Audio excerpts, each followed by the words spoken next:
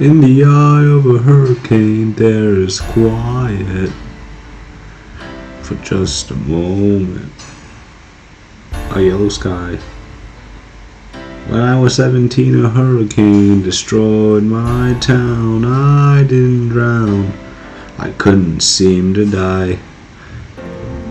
I rode my way out, wrote everything down far as I could see. I wrote my way out, I looked up and the town had its eyes on me. They passed a plate around and total strangers moved to kindness by my story. Waste enough for me to go passage on a ship that was New York bound. I wrote my way out of hell, I wrote my way to revolution. I was louder than the crack in the bell. I wrote Eliza love letters until she fell. I wrote about the Constitution and defended it well. And in the face of ignorance and resistance, I wrote financial systems into existence. And when my prayers to God were met with indifference, I picked up a pen, I wrote my own deliverance.